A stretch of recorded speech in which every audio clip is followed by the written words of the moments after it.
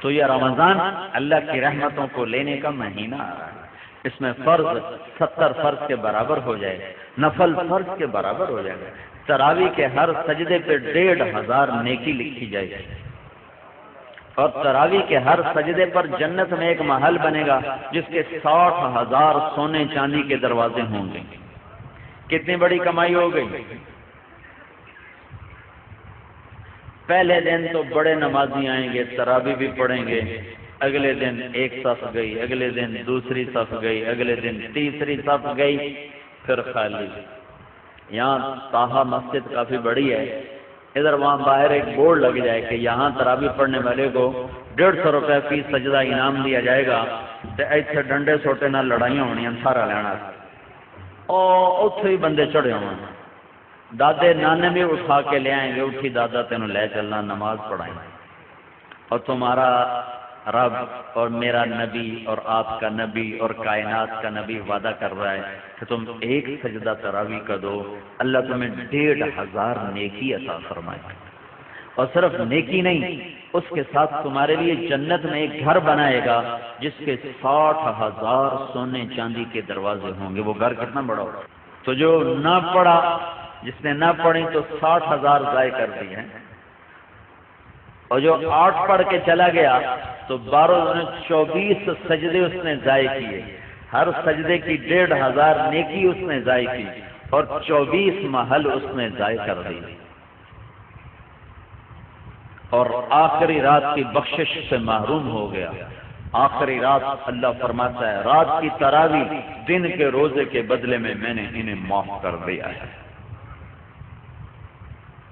تو رمضان کو بھائیوں اللہ کی رحمتوں کے لینے کا اور دعوت کے کام کے دنیا میں زندہ کرنے کا یہ ذریعہ بناؤ، یہ بہت بڑا سبب، چونکہ شیطان قید ہو جاتا ہے، دوزخ کے دروازے اللہ بند کر دیتا ہے، پہلے آسمان پہ اللہ کا عرش آ جاتا ہے اور اللہ اعلان کرتا ہے مانگنے والے آ جاؤ، لینے والے آ جاؤ۔ تو تراویح میں سستی نہ کرو، افطاری میں احتیاط کرو۔ وہ افطاری میں اتنا کھا لیتے ہیں، اتنا کھا لیتے ہیں، وہ ڈھٹے پہ اٹھا ہی نہیں جاتا۔ تراویحاں کہ میں پڑھیے، پکوڑے بھی اندر، سموسے بھی اندر، پیس بھی اندر، سیون اپ بھی اندر، روح افزا بھی اندر، اس کو کوئی اور بنا لدی تو وہ بھی اندر، سالی روٹی کھاونی، پیچھے روٹی بھی کھاونی۔ ہوں اتنا کھا کے تو عشاء ہی نہیں پڑھی جاتی، تراویحاں کہ میں پڑھیاں جاتی۔ احتیاط کرو، تھوڑی سی افطاری کرو، تھوڑی سی، جس سے طبیعت پہ بوجھ نہ ہو۔ مغرب پڑھو، عشاء پڑھو، تراویح پڑھو، پھر کھانا کھا لو۔ لیکن جیسے لوگ حملہ کرتے ہیں دسترخوان پہ، اگر ایسے کرو گے پھر تو تراویح کو نہیں پڑھیاں جاؤں، پھر تو کھانے نال ستے پہ ہوں گے، کھاؤ کھاؤ فنائی پھیر دیں گے۔ تو اپنے پر ظلم نہ کرو، کھجور لو، کوئی اور کوئی ہلکی پھلکی چیز لے لو، پانی پی لو، چائے پی لو، بشاشت کے ساتھ آپ تراویح پڑھ لو، اس کے بعد بھاویں پوری پرات کھا جاؤ، لیکن روٹی کے پیچھے تراویح ضائع نہ کرو۔ 90% لوگ جو تراویح چھوڑتے ہیں تو ڈھیر کھاون دی وجہ سے اٹھے نہیں جانا، نیند آ رہی ہوتی، کیونکہ سارا دن کا فاقہ ہوتا ہے، ایک دم ان پھر اپنے اندر ڈالتے ہیں تو پھر کہاں پڑا جائے گا۔ تو احتیاط کرو، روزے کا مقصد بھی بھوکا رہنا ہے تاکہ اندر کے فاسد مادے بھی جلیں اور کسی غریب کی غربت کا احساس بھی ہو۔ تو جب تم ہر شے وچ سن چھڈو تو سارے دن کے روزے کا مقصد ہی فوت ہو۔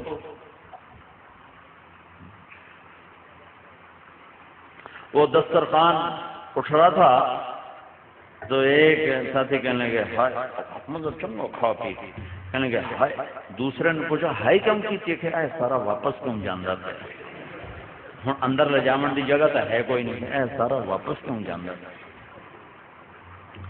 تو گرمی کے روزے آ رہے ہیں، ڈرو نہیں، بھوک سے پیاس سے ڈرو نہیں، اللہ آخرت کی پیاس سے بچائے گا، اللہ موت کے وقت کی پیاس سے بچائے گا، اللہ حشر کی بھوک اور پیاس سے بچائے گا۔ اور اللہ تعالیٰ فرماتا ہے روزے کا بدلہ میں خود ہوں، اور اللہ کے نبی اپنے ہاتھوں سے کوثر کا جام پلائے گا اور خود اللہ تمہیں پلانے والا ہوگا وَسَقَاهُمْ رَبُّهُمْ شَرَابًا طَهُورًا، اللہ خود تمہیں اپنی جنت کے جام پیش فرمائے گا، کلو میرا بندہ آج یہاں پی، تیرا رب ساقی ہے۔ تو بھوک اور پیاس سے ڈرو نہیں، یہ میرے رب کی عطا ہے کہ وہ اپنے بندوں کو تھوڑی سی بھوک دے کر ہمیشہ کی بھوک سے بچانا چاہتا ہے، تھوڑی سی پیاس دے کر ہمیشہ کی پیاس سے بچانا چاہتا ہے۔ اور اپنے دل کو بغض اور کینے سے پاک رکھو کہ کینے اور بغض سے بھرا ہوا دل رمضان میں بھی نہیں اللہ کی رحمت کے سائے میں آتا۔ لڑے ہوئے صلح کرو، روٹھے ہوئے مان جاؤ، ورنہ رمضان کی برکتوں سے محروم ہو جاؤ گے۔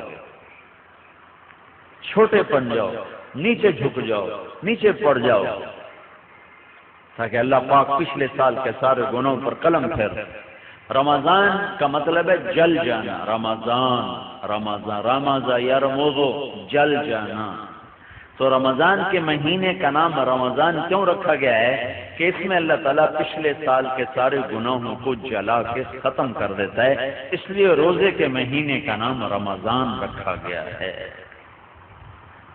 تو میرے بھائیوں، یہ اللہ کے دربار میں کمائی کا سیزن آ رہا ہے، رمضان شہر رمضان الذی انزل فیہ القرآن، اسی میں میرے نبی کو نبوت ملی، رمضان میں نبوت ملی۔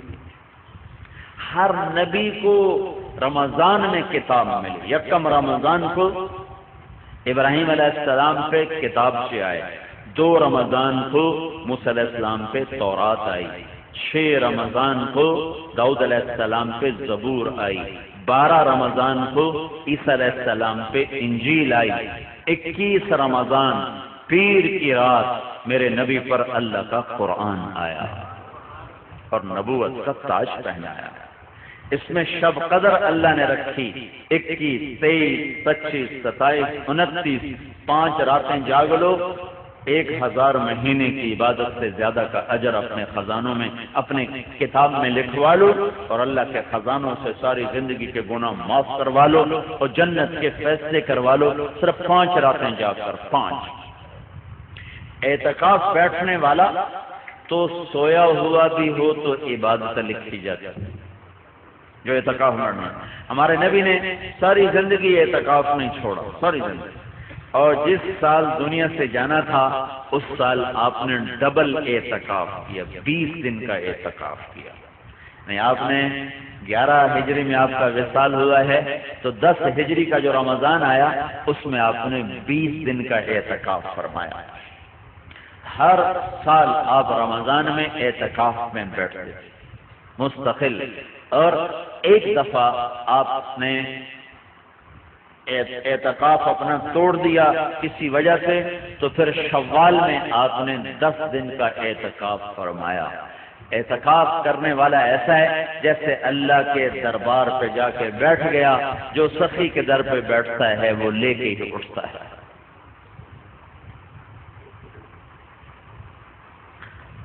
تو رات کی عبادت تراویح کی شکل میں، دن کی عبادت روزے کی شکل میں۔ رمضان میں اللہ کی راہوں میں پھرو گے تو ہر روزہ کروڑوں گنا اوپر چلا جائے گا۔ میرے نبی نے فرمایا نفل روزے کے بدلے میں ساری دنیا سونا بنا کے دے دیں تو اس کا بدلہ نہیں ہے، تو فرض روزے کا کون ہے؟ کون جان سکتا ہے کہ اللہ کیا دینے والا ہے؟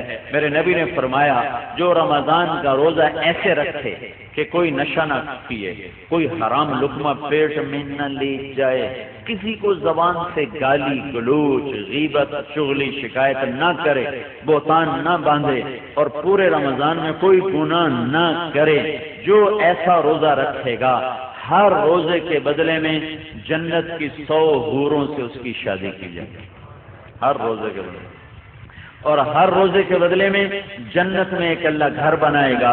اگر پوری دنیا اس گھر میں رکھو تو یوں وہ اس گھر میں نظر آئے گی جیسے پوری دنیا میں ایک بکری نظر آتی ہے، ایسے ہی پورا جہان اس محل میں بکری کی طرح نظر آئے گا۔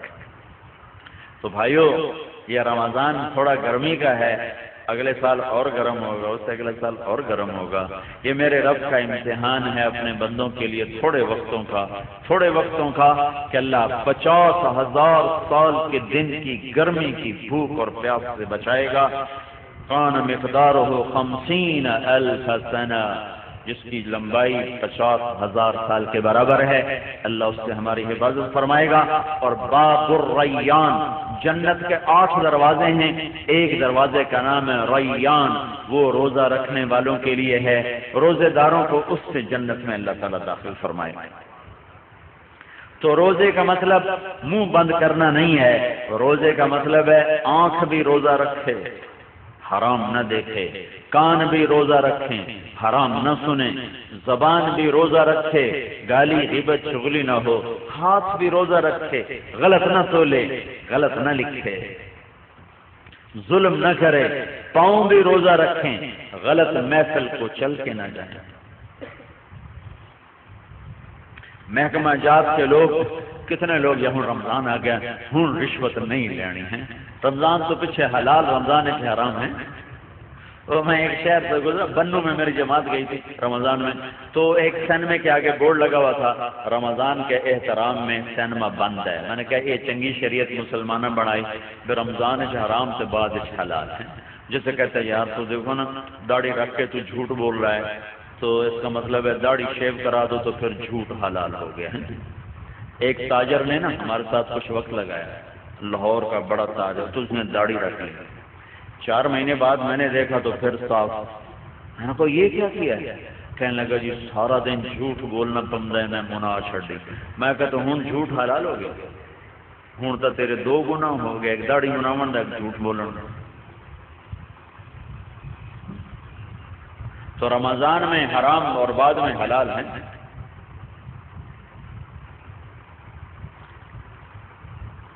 تو جو شریعت میرے رب نے حرام کی، شریعت میں جن چیزوں کو حرام کہا ہے وہ رمضان میں بھی حرام ہے، بعد میں بھی حرام ہے۔ تو بھائیو سارے جسم کا روزہ رکھو اور اللہ کی راہوں میں نکل کر اپنے روزوں کو قیمتی بناؤ اور تسلی رکھو۔